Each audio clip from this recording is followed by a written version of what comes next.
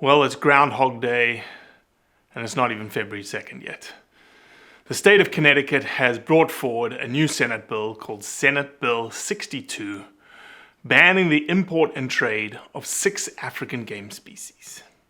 Yep, you heard me correct. The state of Connecticut, not the state of California. That was SB 1175. That was last year. I'm sure SB 1175 or some version of SB 1175 will come up this year in the legislative session. But the state of Connecticut has decided to be the front runner. So this isn't the first time that this legislation is being brought forward. In 2019, SB 20, with pretty much the exact same language, was brought forward by the exact same individual, Senator Bob Duff. And back then, it started as a felony, that the fines and the prison term associated with importing and trading in these 6 species would be equivalent to manslaughter. Well, they took that language out, they made it a Class A misdemeanor, and thankfully in 2019, it failed.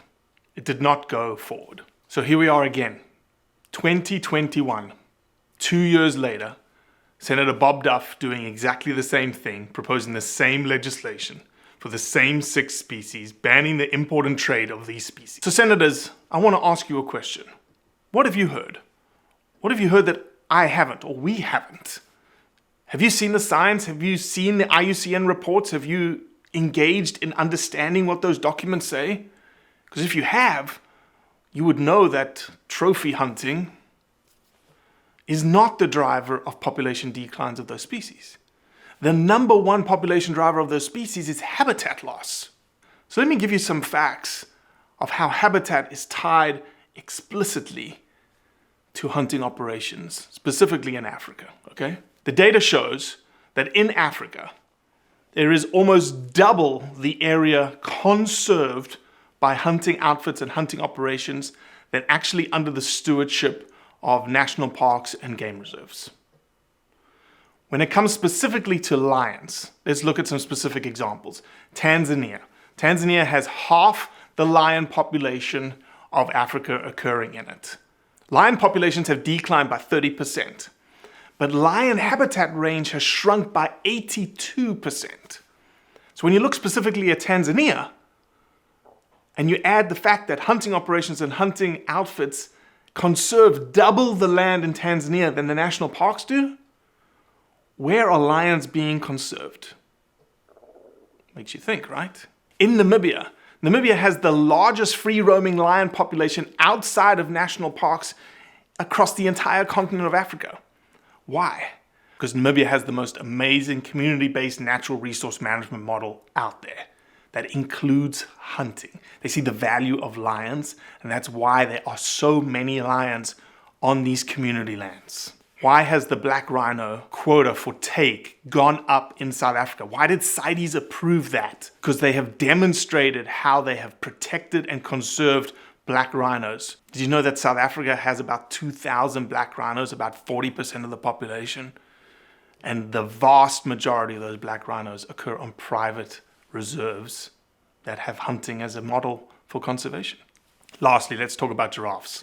There are 4 subspecies: southern, northern, Maasai, and reticulated. Which of the 4 do you think are endangered, or their populations are very low? Which of the 4 do you think are thriving? The southern and the Maasai populations are thriving. Why? Because they have value to hunting. Let me specifically look at southern giraffes. 55,000 plus or minus in the population. 75% of that population occurs in South Africa in 2 provinces, the Northwest Province and the Limpopo Province. Of that, 90% occurs on private game reserves tied to the hunting-based conservation model. Why? Because to those outfits, to those operations, to us as hunters, we value that animal and we want more of them because they're an economic asset. You don't take away the economic assets, you foster them.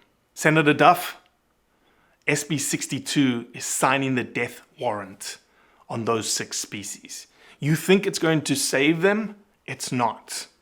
All you're doing is taking the value away and they're going to get replaced by something else. When they get replaced, that wildlife disappears. Is that your intent? I don't think it is. I'll offer this. Senator Duff, Senator Winkler, Representative Michael, I want to show you the facts. I want to talk them through with you. Would you be willing to get on a podcast with me? You can ask me anything you want about hunting, and I will give you the honest answer. Because I believe that you are being misled. I believe you're not hearing from the people on the ground. If you want me to engage with people on the ground, if you want to interact with them, if you want to speak with them, we can make that happen. But please, look at the science. Look at the facts. Look at what hunting does for wildlife. And look beyond the emotional rhetoric that you're being fed. That's all I ask.